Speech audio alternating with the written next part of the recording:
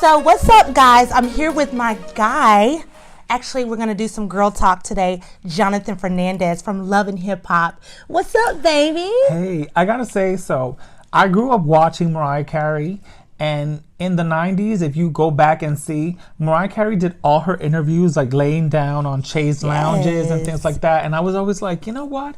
If I'm ever interviewed for anything like being ridiculous or going on television, I would hope that said interview happens while I'm laying down, and it's never happened till this very moment. Well, I'm so glad to be your first. So Jonathan, let's talk. Let's talk about where you grew up. Where'd you come from? Okay, so I am of Dominican descent. I grew up here in America, in New York City, in Washington Heights, which is predominantly Dominican. Mm-hmm. And my parents are from the Dominican Republic, so I'm first generation American. Ooh. Which comes with its set of, struggles, and it just, when you're when you grow up knowing that your family uprooted their whole lives mm-hmm. and came into a whole different world where they don't speak the language and the standards are different and everything is different, it's kind of like you feel like you have this obligation. Really? So I already grew up always feeling like, okay, I'm gonna have to do something with my life. I'm gonna have to make my family proud. And I grew up in a home full of women. Okay. And when my father passed away, my mom sat me on her lap and she said, you know what? You are now the man of the family. I was 8. Wow. 8 years old, and you had to take on that responsibility. Yeah. Now, how did that make you feel? One thing people tell me on social media all the time is like, these are some of the things I get all the time. I get, you're always around women, like it's a negative thing. And I get, you have too many best friends. You call too many girls sisters. You involve yourself too much in women's issues. And you're too opinionated. And what I tell to all those people is that I grew up in a house full of women, especially women who were younger than me. I have a lot of sisters. And, my mom sat me on her lap and she said, you know what, Papi? You're the man of the family and you always defend your sisters. You never ask why, always protect. It doesn't matter. Wow. If they kill somebody, you hide the body, figure it out, and ask questions later. But you always protect your sisters. And so I just grew up knowing like, I'm going to protect my sisters, my biological sisters. And then I grew up and had homegirls. And then I had more sisters, the sisters that I chose. Like Yandy on the show and like Anais and like so many of the girls who I protect. And people think that I'm too boisterous about. And why do you meddle in their business and men shouldn't? Well, let me tell you something. Anybody who is out there telling a gay man what a man should and should not do, shame on you, because I've never once subscribed to anything that men or women should and should not do. I didn't grow up in a home where I was told like pink is for girl and blue is for boys and Ninja Turtles are for boys and Barbies are for girls. Jazz was my favorite cartoons and those were women, powerful women. So I don't subscribe to those prehistoric, cookie cutter rules. I didn't grow up like that. I call them rules, like bullshit rules. Is that facts? So, like, how was your relationship with your mother? I was a mama's boy growing up. I'm still a mama's boy. And my mom, my first word ever was bella, which is feminine, beautiful. It's the way to tell a woman that she's beautiful. So I would hear my dad call my mom Bella, and when I would want her attention from the crib, I would tippy toe and I would say Bella, Bella, and that was literally my first word. Summoning my mom, calling her beautiful woman. And so beautiful. That's so pretty. I was such a mama's boy, and I had the best relationship with my mom. I cared for every woman in my house, and then when I was 6, I had to go to school. And my life was turned upside down. I was a sensitive kid. I was effeminate.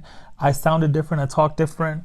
All this attitude and all this switching and swaying and attitude and the head bopping. And I love it. And I was doing this in kindergarten, girl. So you could just picture back in the 80s in kindergarten being a spicy little Latino boy doing all this in school. Just hot sauce. Oh, baby. Hot tamale. They didn't know what to do with me. They were like, what is this freak show. So did you get bullied? Heavy. Like, oh, God. I stood out like a sore thumb. It was like the minute I walked into school, I had a bullseye on my forehead. Oh, wow. And kids used to call me all kinds of things like faggot and sissy and bitch, and I didn't understand it. Mind you, English is my second language. So I was already trying to learn the language, but then I understood like their negative body language to me, and I just didn't understand it. I was like, I love everybody. I want to make friends. I love you kids, and I want to play with you. And why do you guys hate me? And why do you take off my shoes? And why do you put boogers on me? And oh, wow. It was terrible. They would put water in my backpack. They would fill my backpack with ketchup and mustard, and it would hurt my feelings. And I would go in the bathroom. I would cry like a baby, and then I would literally. And this is kindergarten. I would clean my tears because I didn't want my family to think that I was less than. I didn't want them to think that I was the odd man out, or I was the target, or they had a defective child. So I would clean my tears and I would come out, and my grandmother would be like, Papi, where are your shoes? Oh, what are you? I'm like, oh, grandma, the kids were playing a game with me, and I lost my shoes. And she's like, but nobody else lost their shoes. And why is there like condiments in your backpack, and what's happening? I'm like, no, nothing's happening. I didn't so want you held that back? Yeah. You had to carry that weight by yourself? 100%. I just didn't want them to know. 6 years old? At 6. Wow, that's a heavy load. I didn't want them to know, and it's just like, the bullying it never got better. It got worse and worse, and by the time that I was 10, in the Dominican Republic, there was a doctor who went on a show, which at that time was the equivalent of, like, I would say, like our Dr. Oz. Okay. In the Dominican Republic.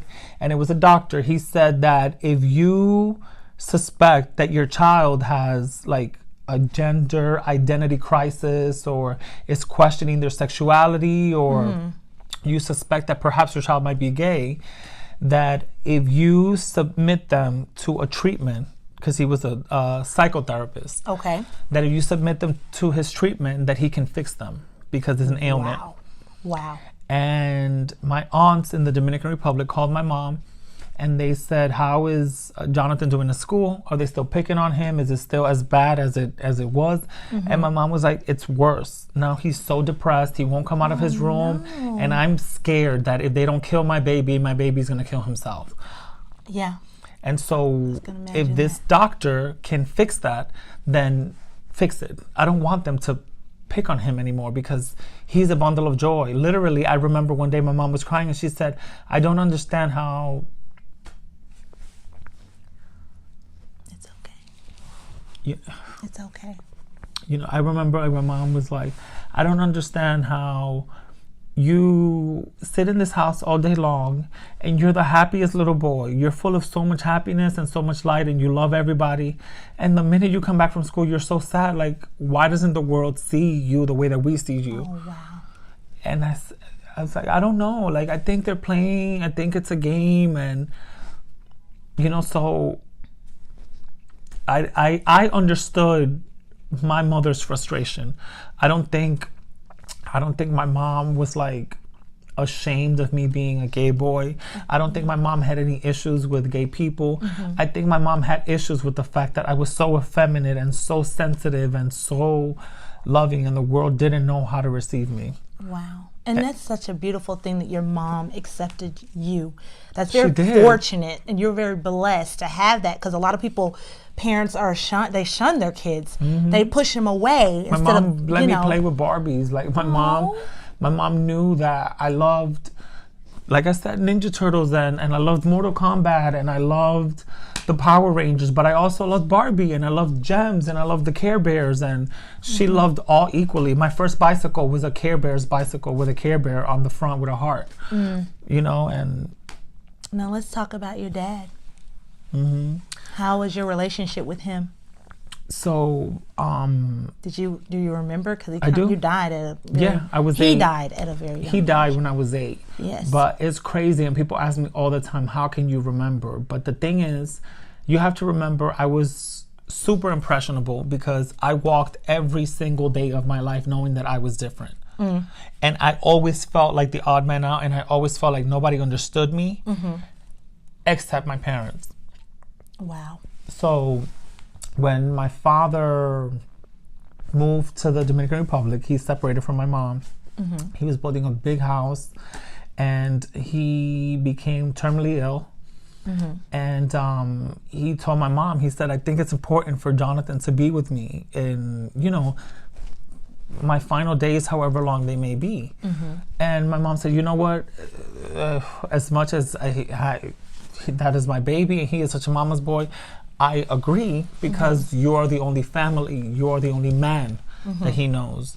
And so she sent me to the Dominican Republic, and my dad, he coddled me, and he bought me like every animal that I wanted. And so when my dad knew that he was dying, he said, I'm gonna have to teach my son the most that I can.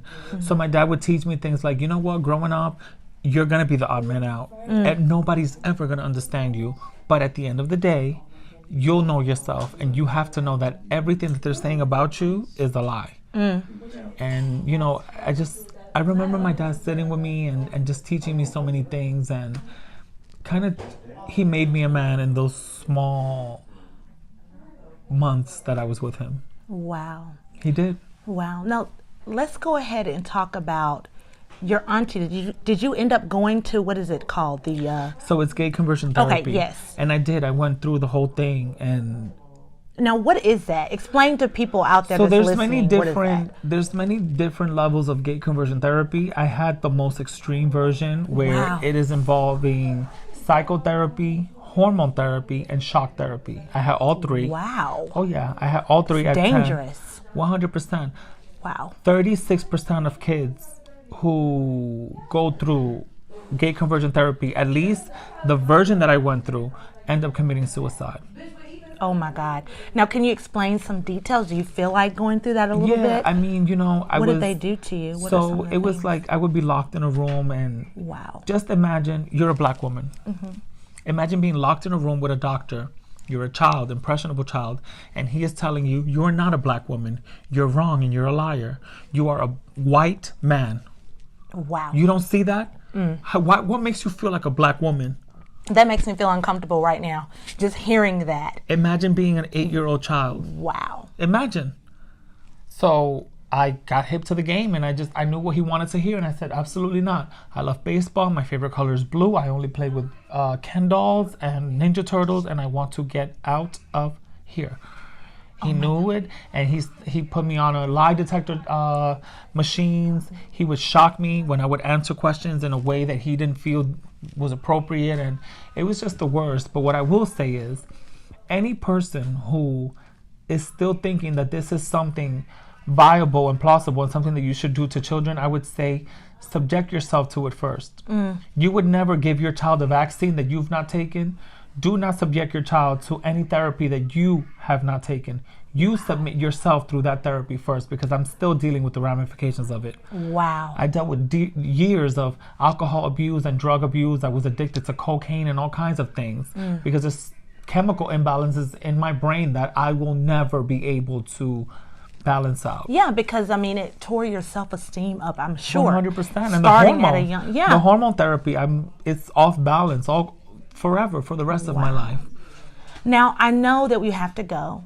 I want you to give us some words of encouragement to anybody that's actually going through what you have gone through, or they might be going through right now, to accept who they are. What I would say is, listen, everybody is a work in progress. Lord knows I am a work in progress, but I would say is, live in your truths, and if you say something, mean it and own it, and nobody's perfect. Don't hold yourself to any standard. Hold yourself to your reflection in the mirror.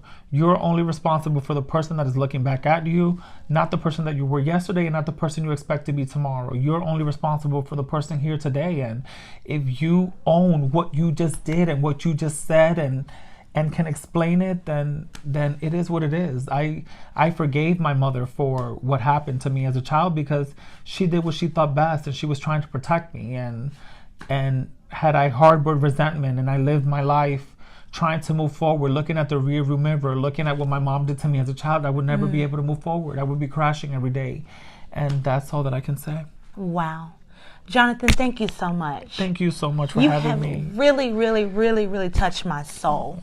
Thank you. I freaking love you. And I love that we did it laying down. Like Yes, I know, like, Grace. I feel like we should kick our feet. Yes, if I get up there.